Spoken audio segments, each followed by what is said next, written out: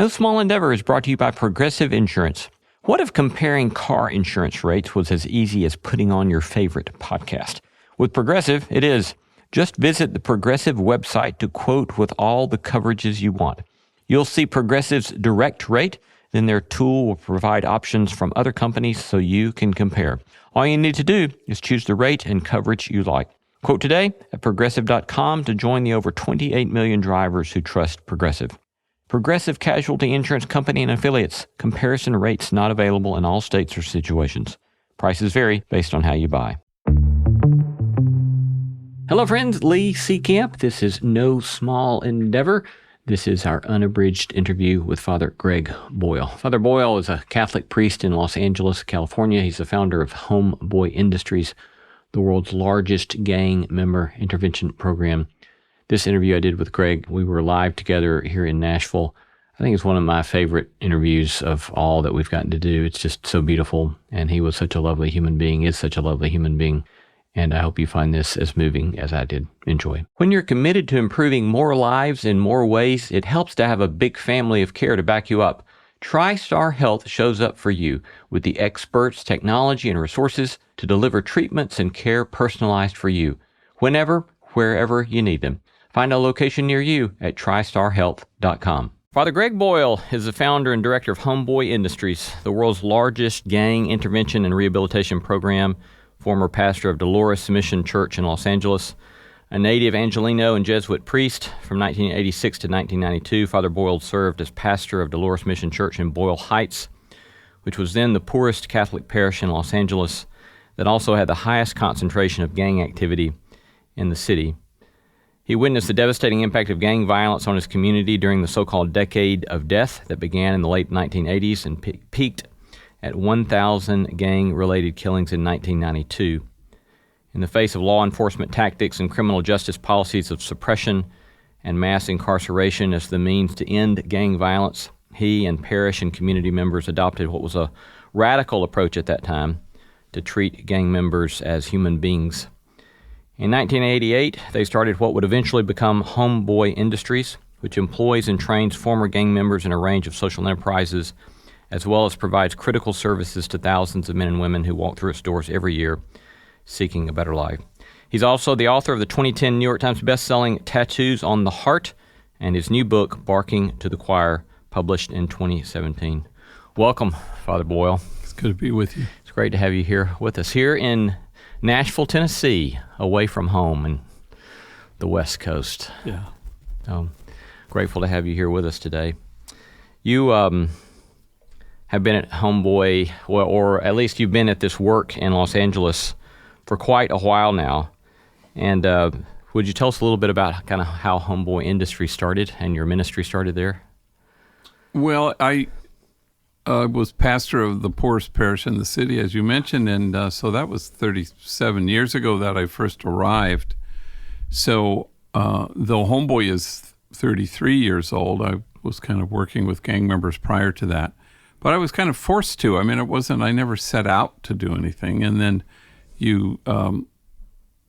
first thing we did was we started a school because we had so many middle school, junior high age gang members who no school wanted them. So once they got the boot, they were wreaking havoc in the projects, and they were writing on the walls and violent and selling drugs. So I went out to them and I'd say, hey, if I found a school that would take you, would you go? And they said yes. But the main impetus was the fact that I was burying kids. So 1988, I buried my first, and on Saturday, I buried my 249th, and then on Thursday, upcoming, I'll bury my 250th. So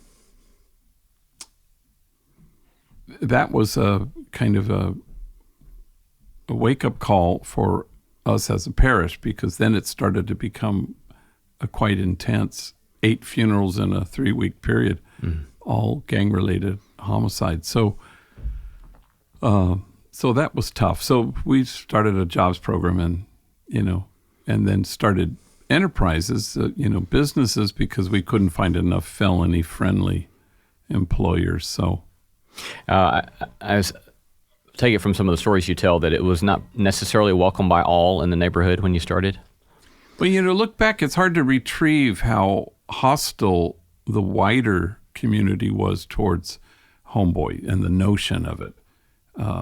So the first 10 years were death threats, bomb threats, hate mail, never from gang members because we always represented hope to them, but kind of fueled a lot by law enforcement. Many of the anonymous letters were, I'm a police officer, I'm a sheriff, we hate you, you're part of the problem, you're not part of the solution, which always seemed sort of confounding to me because it was abundantly clear to anybody close to the ground that if you invested in them or you engaged them in a positive way, they weren't participating in anything negative. Yeah. And yet they had so been demonized, they were the enemy. So the friend of our enemy is our enemy. Right. And so that became untenable for folks. But, the good news is that's a memory that's hard to retrieve. So it's almost, it's been 20 years since that's been so pervasive in Los Angeles, which is to say, I think that Homeboy has helped shift how people see what if we were smart on crime rather than just tough. In addition to that memory being harder to retrieve, are there other kind of things as you look back, either about the venture of Homeboy Industries or maybe in the unfolding of your own life that are surprises to you or that you have to kind of remind yourself of that, oh, yeah, this is the way things have unfolded for me? Well, in the early days, because we had 8 gangs that were at war with each other, so my whole being in the evening was on my big black beach cruiser patrolling. So I would I'd visit all 8 gangs before I went to bed. Sometimes this was, wow, till after midnight, huh? And it was a kind of I don't know, a calming kind of thing where they'd see me and we'd talk and why don't you go inside and you don't live here. I'll come back with my car and I'll take you home or put that Uzi down. Are you sure you want to shoot that guy? That kind of thing. Huh. And so in the early days, I would do peace treaties, truces, and ceasefires. And I always say I don't regret that I did that and I would never do it again. It was one of those things.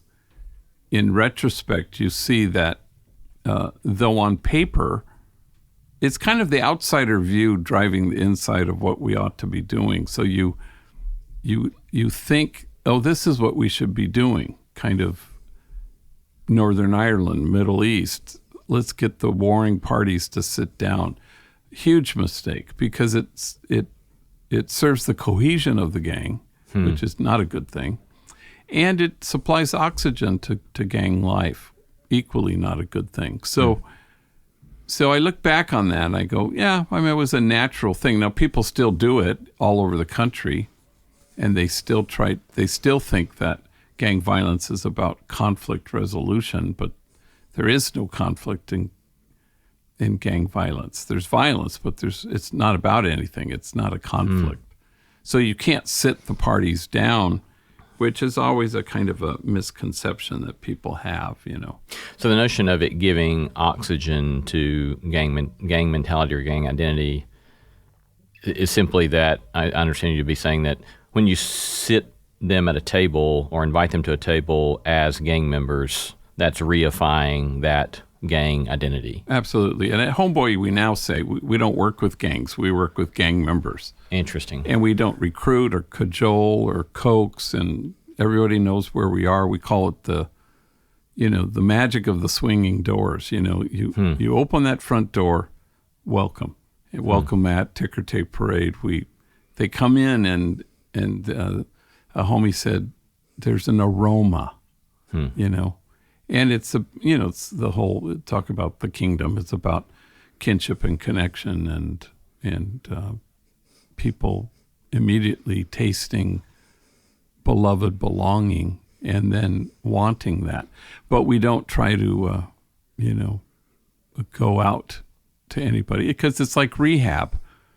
We don't exist for those who need help. It's only for those who want it. So it doesn't work if you don't freely walk in the door. Right. Having said that, they're all on a continuum of readiness. It's always like an AA meeting, like who's there, somebody who's 20 years sober, somebody who's 20 minutes sober, and somebody who's drunk, but he's there. Yeah. And it's that kind of fluid, continuum and spectrum is a thing that always happens. And do you think then that you use the word addiction and you've alluded to AA, so do you see attachment to gang identity as an attachment or as an addiction?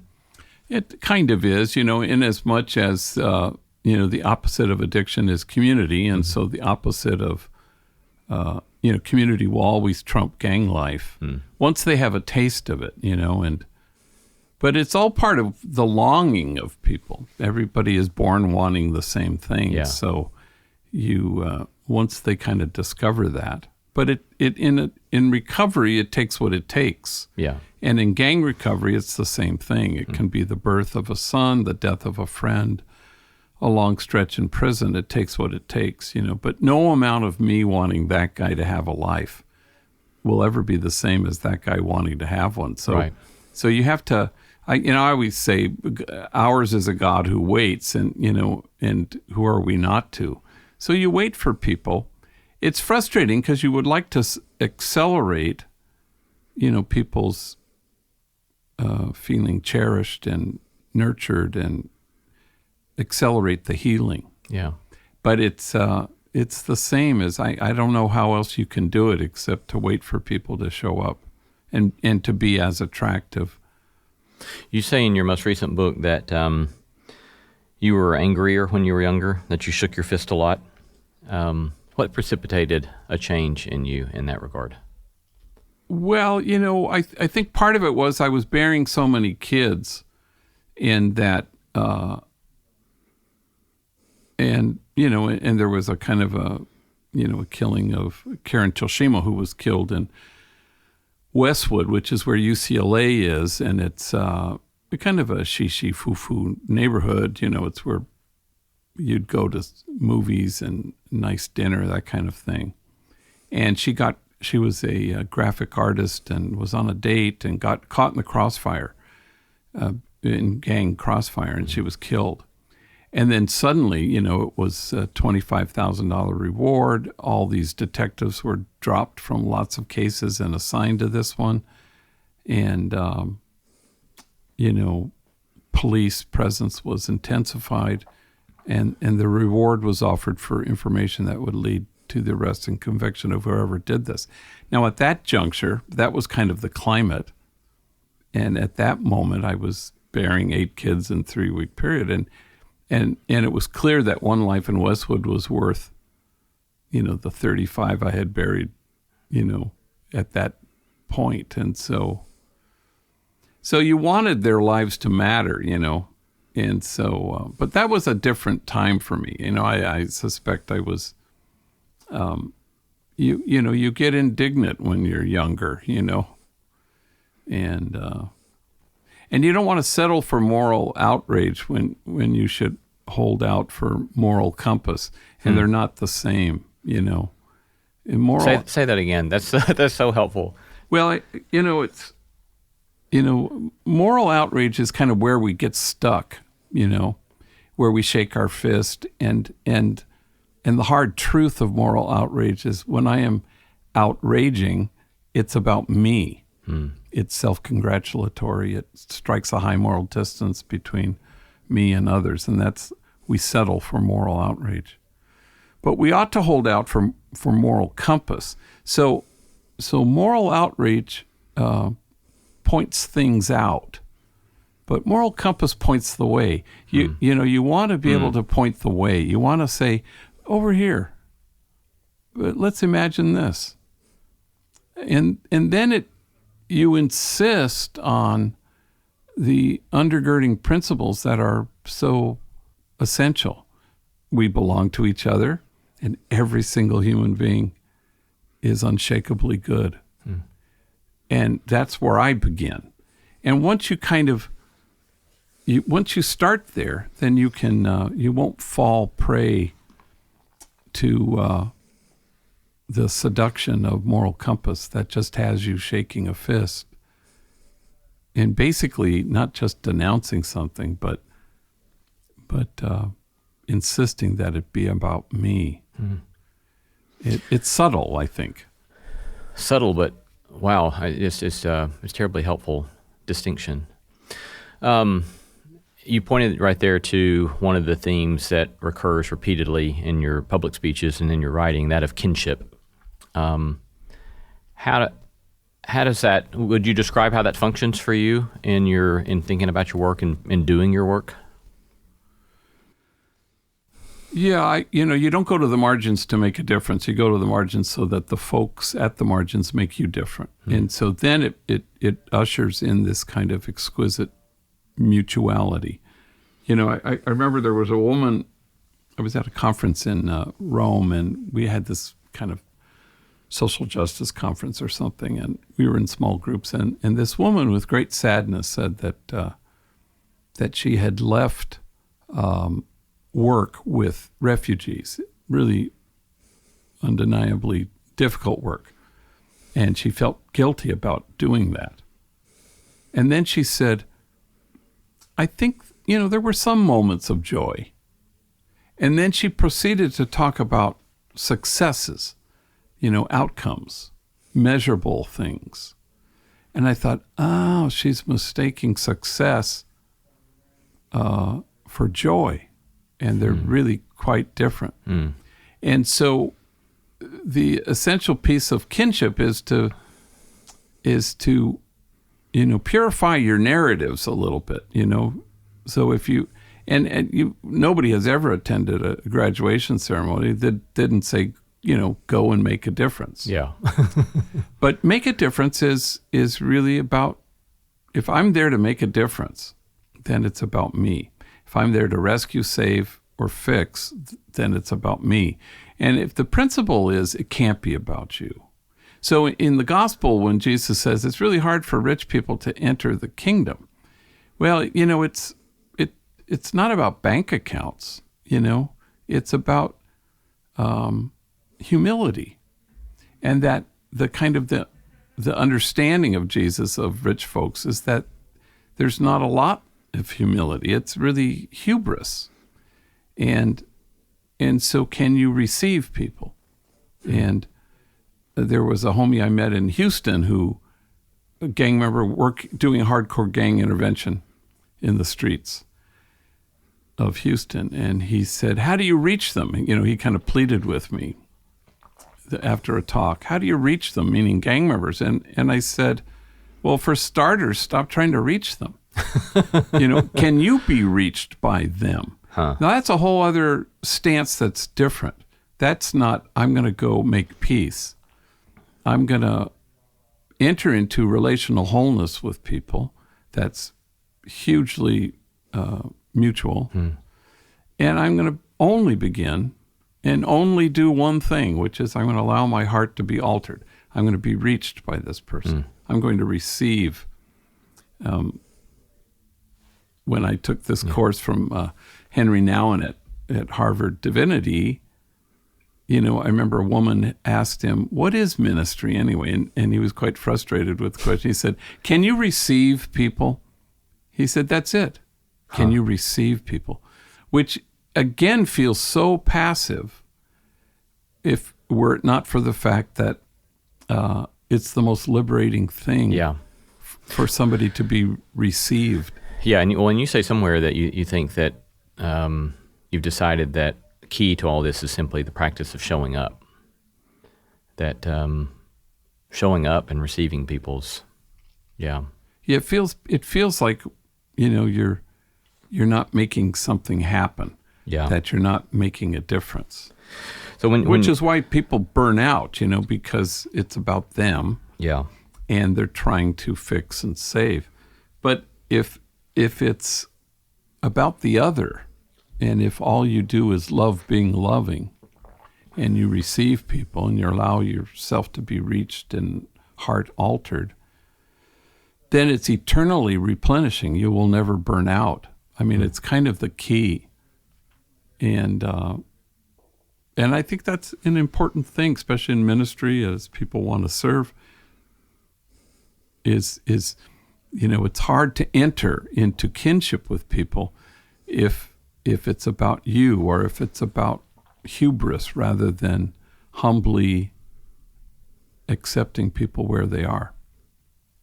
I love the story I've heard you tell about, I think you call him Mario, perhaps on a trip back to Gonzaga,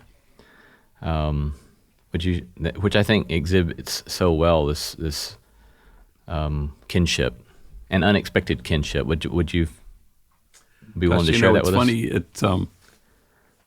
Stories like, you kind of retire them, and you don't tell them for a long time. But I remember he was quite panicked. We went to, he and another guy, and we were going to go to my alma mater where they had forced the incoming freshman class to read my book against their will. And so I've taken endless homies with me on trips, and they're all kind of panicky, But I've never seen anybody like this. We were at Burbank Airport, which is kind of small, and it's one of those tarmac airports. No breezeway. There's no breezeway. You have to walk out onto the tarmac and climb the stairs to board. And he was like hyperventilating, and I almost had to go find a bag that he could breathe in. And I remember I saw the pilot and two flight attendants, and they all had their hands filled with. No, I'm sorry. There was just two flight attendants, female flight attendants, and they both had Starbucks coffees, and they were schlepping up the steps. And Mario, with great desperation, when are we going to board the plane? And I pointed at the flight attendants. As soon as they sober up the pilots, we'll be able to get on the plane. And then I remember I walked him around the airport, and and this is saying something because we get about 15,000 folks a year walk through our doors. He's the most tattooed individual who's ever worked there, which is saying a lot. Huh. I mean, his arms are all sleeved out to his fingertips, neck blackened with tattoos, entire face covered in tattoos. So I'm walking him through the airport trying to calm him down, and I was just startled at how people would, clutch their kids more closely and step away. And I thought, wow, because to this day, he still works there.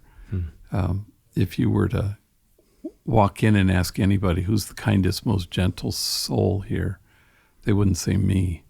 They would say Mario. And the day won't ever come that I have more courage or I am closer to God than this guy. So we get to Gonzaga, and I remember they gave, they have the big talk, on the evening of Tuesday evening or something. But what they don't tell you is they have all these classrooms that you're supposed to visit throughout the course of the day.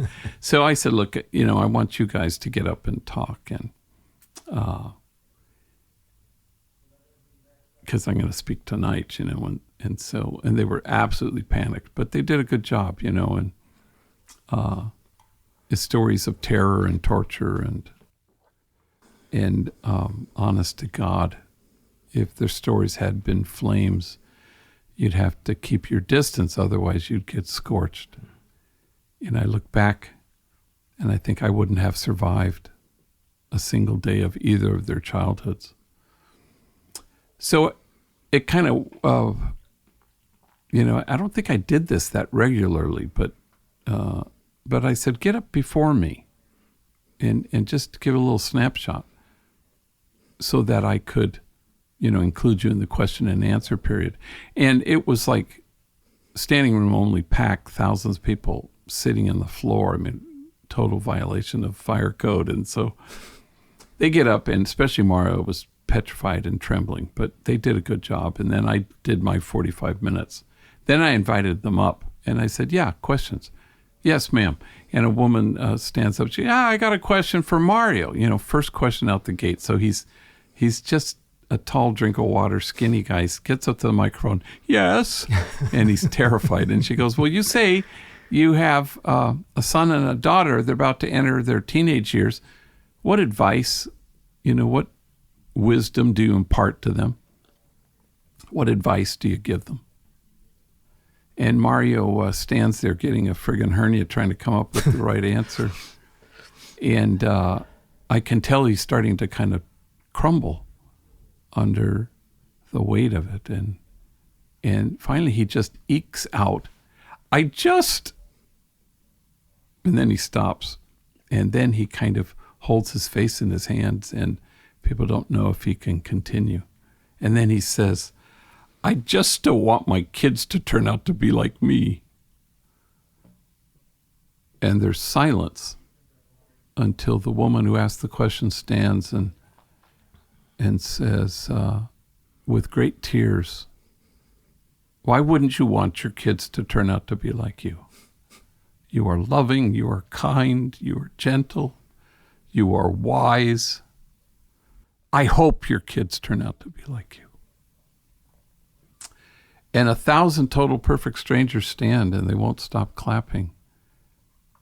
And all Mario can do is hold his face in his hands, so overwhelmed that this room full of strangers had returned him to himself. And they were reached by him, and which returned them to themselves, which is the way it's supposed to work. Thank you. That was rusty. I haven't told that in a long time. No, it's beautiful. It's beautiful.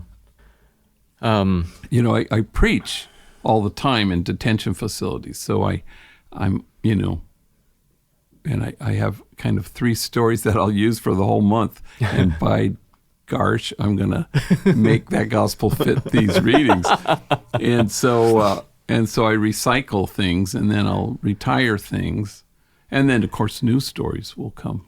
Yeah. I have a book coming out in, not only my 3rd book, I say, my last book is coming out.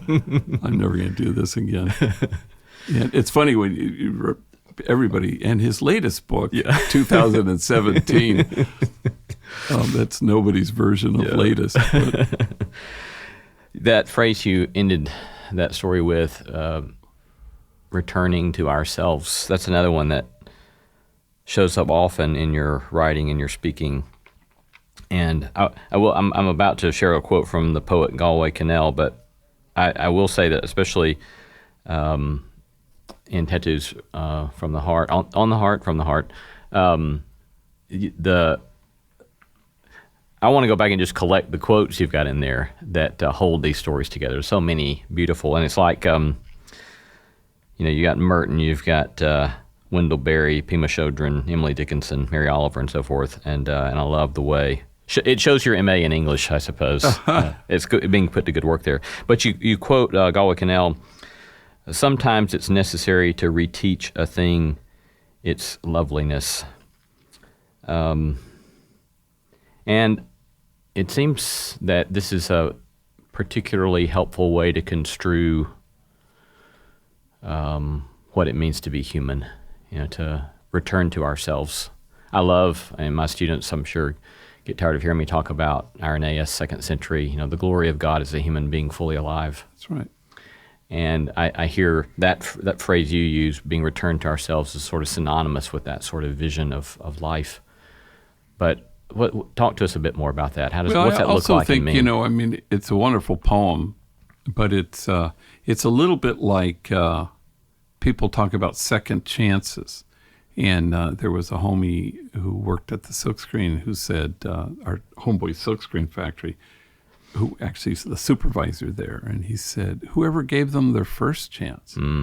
And so it's reteach somebody their loveliness as if it had been taught to them before. So that's kind of a misconception because it often hasn't been. But when you talk about, unshakable goodness, there are no exceptions to that. And And part of our being stuck in moral outrage is we think there are plenty of exceptions to the, unshakable goodness piece. So you have to kind of believe that every human being has the loveliness that is their truth, and that, and surely there are things that impede people from seeing that truth. And what, it's about the human being, glory of God, fully alive, but it's also the glory of God, in holding the mirror up and reteaching loveliness, in telling people that truth. Carl Rogers talks about prizing, which isn't so much praising. It's about this notion of fully accepting a person and then prizing who the person is. And that is about the most foreign land that anybody has traversed. And at Homeboy, which is kind of a, I don't know. It's the front porch of the house everybody wants to live in. It's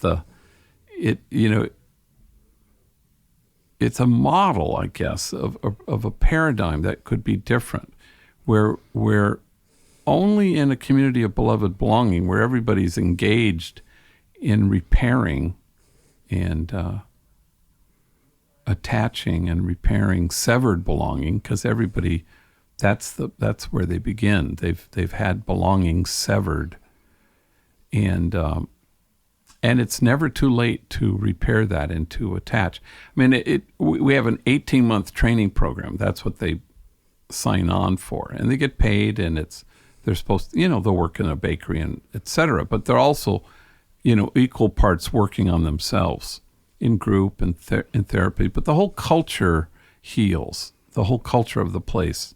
So if it's true that a traumatized person is going to, likely to cause trauma, it's equally true that a cherished person will be able to find their way to the joy there is in cherishing themselves and others. So then they are reteaching loveliness to others. And so then it becomes, that's where the joy is. But the 18 months, it was just, how did we arrive at that? We said, well, a year is probably too short. 2 years is too long. Okay, 18 months. But then we looked back, and then just by kind of a coincidence, that 18 months is the time it takes, they say, for an infant to attach to the caregiver. And we went, that's it. We hadn't thought of that. But then it became, our reason was, this is about attachment repair, where people who, all of them are a 9 or 10 on the ACEs, on the adverse childhood experiences spectrum. I'm a 0 on the ACEs, and I grew up in the same city as these folks. But that's just, if you want to talk about white privilege, that's just, the lottery of my parents and zip code and education and siblings. And but then you can stand in awe at what folks have to carry and what brought them to walk through the swing of the doors at Homeboy. Yeah. In one of your chapters, I think it's entitled "Disgrace," and you tell the story about a young woman coming to see you who's kind of undone one day, and she says, "I am a disgrace." And so you work a lot in that chapter with this notion of undoing shame. And as you look back and think about poignant instances of that, what are some examples of how that's happened, or people in whom that's happened, or what's that looked like for you to see the undoing of shame or the dismantling of shame so that a new healthy attachment can occur? Yeah, Marcus Borg, the scripture scholar, says that the principal suffering of the poor throughout scripture and history is shame and disgrace. And I think that's quite right. And so it's the pervasive sense, not so much that they've done wrong, but that they are essentially wrong. And and that they can't shake that. And so the only way to counteract that huge, power in their life is to offset it with, seeing them as God does, which is easy. It's not, you're not pretending. I'm going to pretend that there is a reason to prize this person. That part has always been easy, and it doesn't feel like it might be, tattooed, menacing looking folks. But during the pandemic, because I have leukemia, so they set up this tent outside in the early part of the pandemic, and it was, think more Lawrence of Arabia. It was just a huge white with windows. It was quite spectacular. It had a rug and my desk, and and they kind of surprised me with it because they were just petrified of me actually being in the building. So we have a security guy named Miguel, who's just the largest guy, who has ever worked there, and has a big shirt that says security on the back, and so he's kind of traffic cop. So he's escorted people in, make sure they have their masks on, and then he shows them how to leave, how to exit, and so I'm watching him, and he's, very,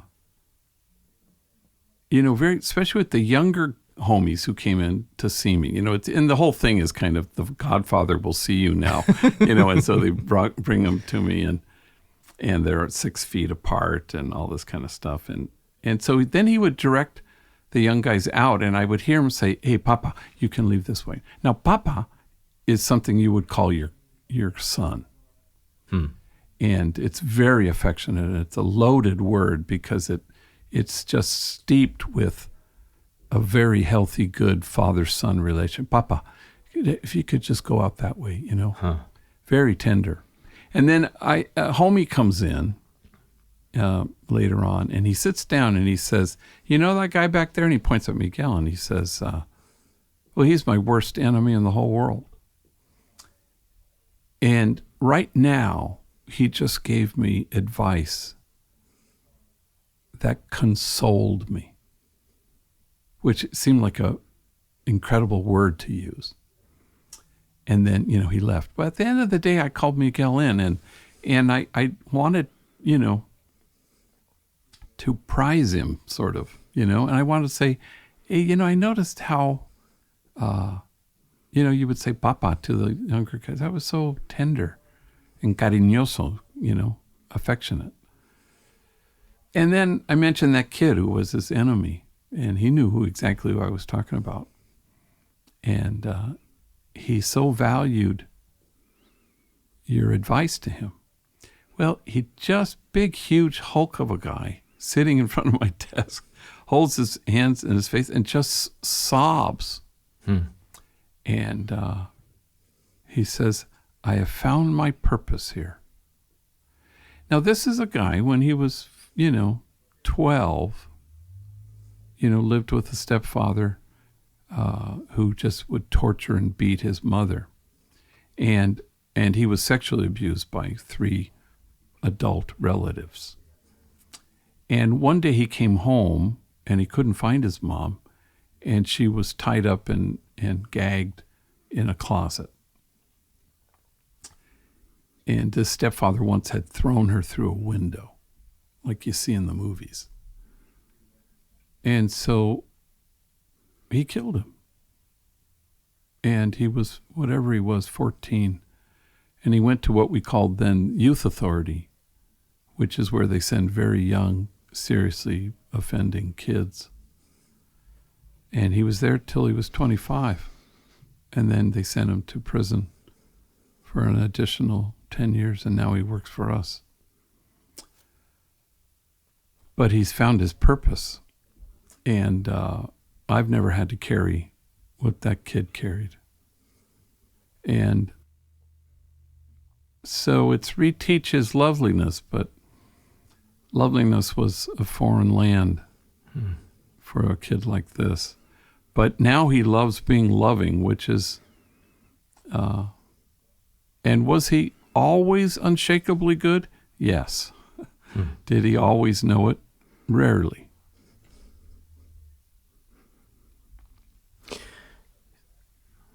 That's beautiful. I want to close that section with another quote from your book, quoting Belden Lane.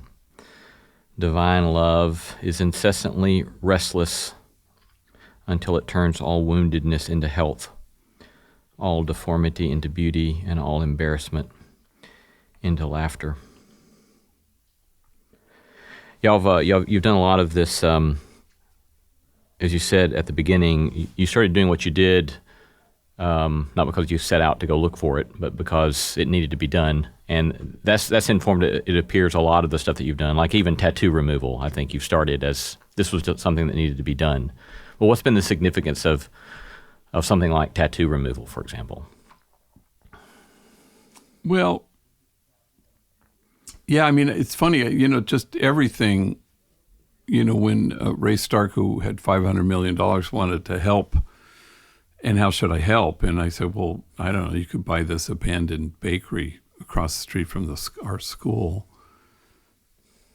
and you could fix the ovens that don't work and that kind of thing. So had it been something else, had it been an upholstery shop, we would have had Homeboy Upholstery or something. Yeah. But that's kind of how everything was quite random and reactive, and people come to our headquarters now, which is huge and impressive, and how did you think this up?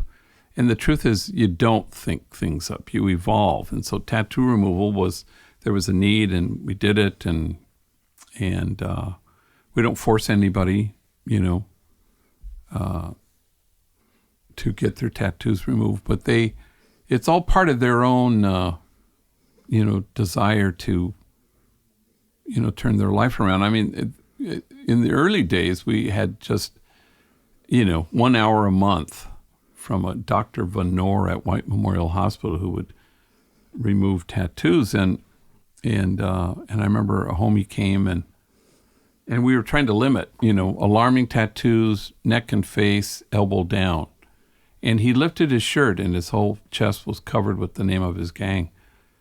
And I thought, well, keep your shirt on, and no one will see it. And he goes, my son will. I go, okay. I mean, it's so painful. It's so arduous. A tattoo like that would have taken 30 treatments, painful treatments.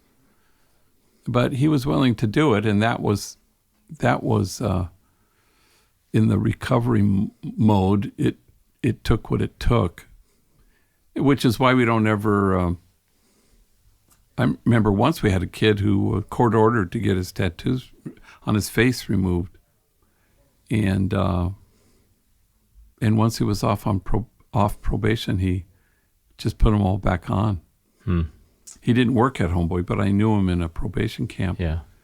And they would transport him there, and since he was under order, even if a minor comes in with a parent, which requires a parent permission, we always isolate the kid and say, hey, do you really want this off? If the kid says no, we won't do it. Yeah. I wondered, so you said a moment ago, this week you'll be conducting your 250th funeral. And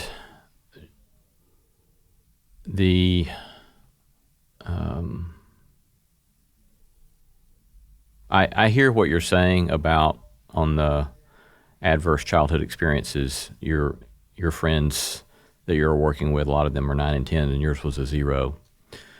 But I also look at your ministry and think about the trauma of doing 250 funerals like this of young men and women that you love.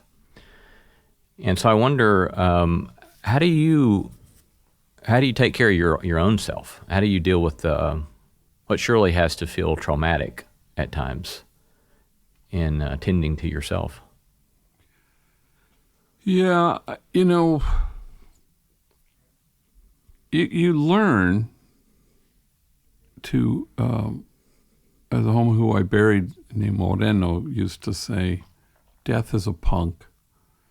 He said that when his brother died in his arms, and the guys who shot him came back to see if he was also dead, and he had to pretend as he was lying there that he also was dead. And then 2 years later, he was killed. But after his brother died, he said, "Death is a punk." How was that different from, death wears your sting, or Jesus, as Paul says, death had no power over him. It couldn't hold him, it says. And so that it doesn't mean that you kind of don't feel things. But if you don't put death in its place, then you'll be toppled by it. You'll be toppled by life itself.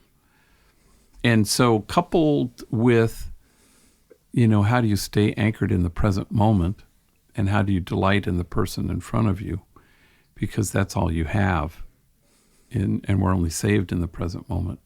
So that keeps at bay a certain thing. You don't get depleted because you are delighting in the luminous now.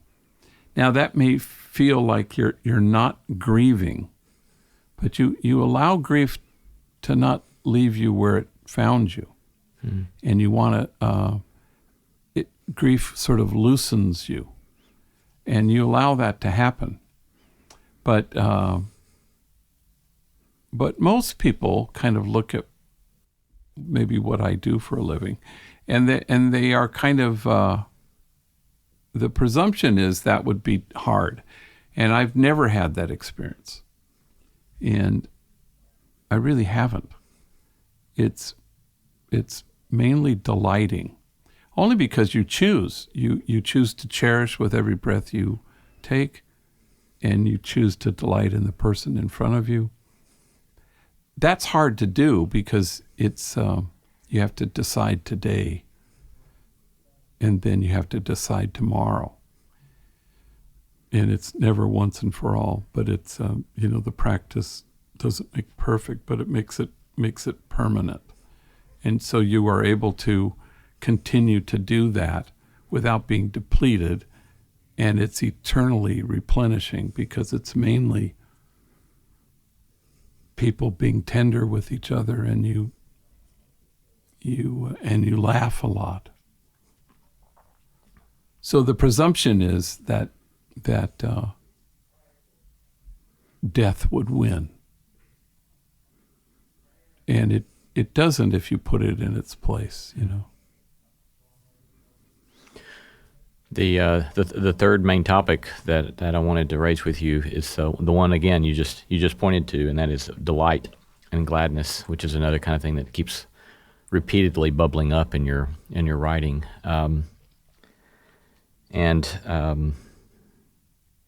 You tell this story about being on a live radio show and something funny happening, and then you're driving away, and you said, "I steep in the utter fullness of not wanting to have anyone else's life but my own," which reminded me of one time hearing Stanley Hauerwas read a paper in which he opened up with a phrase from an Englishman who was an Oxford-trained writer, and then had decided to go back home and be a shepherd. And in one of his essays, this Oxford-trained writer who's a shepherd is reflecting upon one day looking at the sheep and says, quote, "This is my life. I want no other," end quote. And I remember Stanley saying, this is what it means to live life, is to find yourself, as you look back upon your life, being able to say, this is my life, and this is what I'm grateful to receive, and this is what I want. But could you share with us more about what does it look like for you to learn to delight and to learn to practice gladness?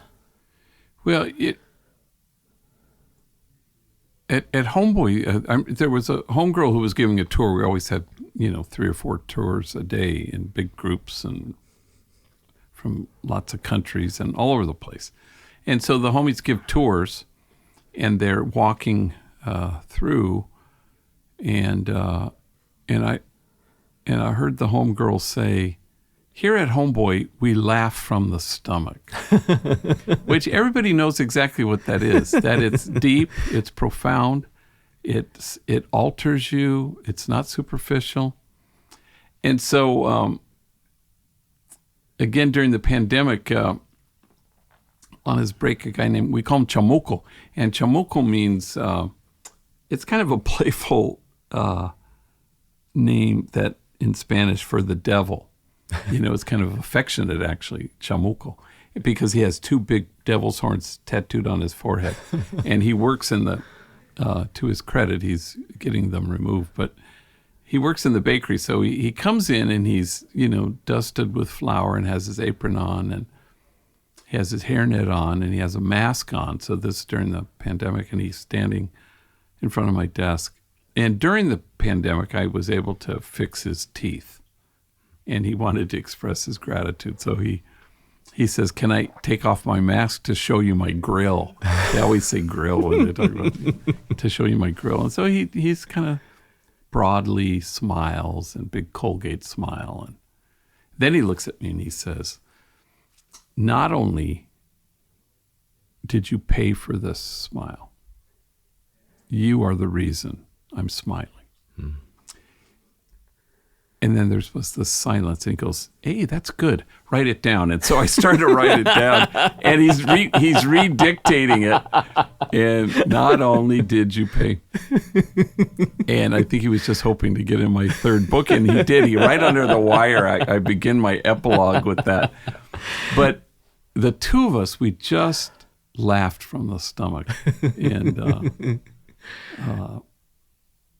do you have time for one? Sure. Yeah. So he went with me before the pandemic with another guy, Robert, and we went to Sacramento to give some talks. So we got in later than I like to on a Sunday night, and so we're at Sacramento Airport. We're going to the shuttle bus to take us to the rental cars. And so we get in, and I'm sitting across from this guy, Robert. Well, Chamuco goes and sits in the back, at the very back of the bus. And then, people start to fill on the bus. But as soon as they see him, nobody wants to sit on either side of this guy. So they assiduously do this foxtrot to avoid him until finally there are only two seats left on either side. And people very reluctantly sit down next to him. And then we start to go to the rental car thing. And if you've ever been there, it's very kind of wooded, secluded, dark. And somewhere in the middle of this wooded and secluded place, the electric thing, just all the lights go off, and the bus shuts down. And for some reason, everybody is silent. And you can hear clicking "Sorry, I'm working on it," and silent. And in this dark, secluded place, this voice from the back of the bus says, "I saw this in a movie once. It does not end well." Well, the whole bus laughed from the stomach, and it was so joyous. And at that particular time, I'm almost certain that half the bus voted a certain way in a presidential election, and the other half voted in another way. But somehow, this kinship was brought to you by the guy with the devil's horn sitting at the back of the bus that nobody wanted to sit next to. And suddenly, kinship so quickly, and connection and beloved belonging brought to you by this guy. We've been talking to Father Gregory Boyle, founder and director of Homeboy Industries in Los Angeles, California. Thank you so much for your time and for your work and your goodness and delight in the world. Thank you. Great to be with you. Thanks. The Medal of Honor is the highest military decoration in the United States. Since it was established in 1861, there have been 3,517 people awarded with the medal. I'm Malcolm Gladwell, and our new podcast from Pushkin Industries and iHeartMedia is about those heroes, what they did, what it meant, and what their stories tell us about the nature of courage and sacrifice. Listen to Medal of Honor, Stories of Courage, wherever you get your podcasts.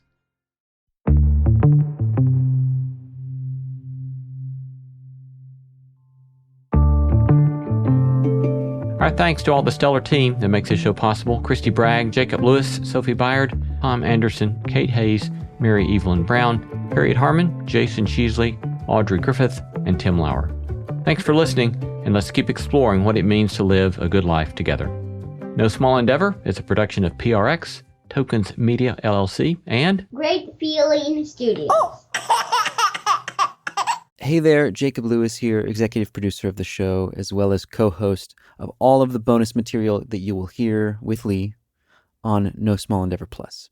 And I just wanted to chime in and share a little taste of our conversation we had recently with songwriter Andy Gullahorn. So the context here is that on NSE Plus, all those bonus episodes, rather than talk about the good life, we conduct experiments with a guest derived from our many interviews that Lee has had with amazing people over the years.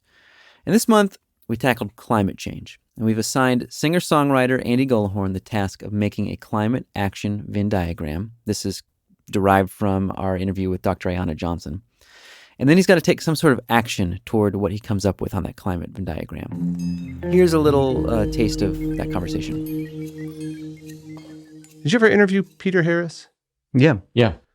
Like getting to know Peter over the years. I was thinking about that when you're talking about, he talks about doing climate work is like sitting with a dying friend and asking, you're saying having both feet firmly and like, yeah, there's some serious stuff that is happening here, but is there still something beautiful? Like if there wasn't a way to completely change all the damage that has been done, is it still worth loving? So getting to be around people like that who ask those kinds of questions, and I just get to learn from them. Yeah. All right, that was just a snippet of our NSE Plus conversation. If you want to hear the whole episode, right now, go to nosmallendeavor.com and click Join NSE Plus. From PRX.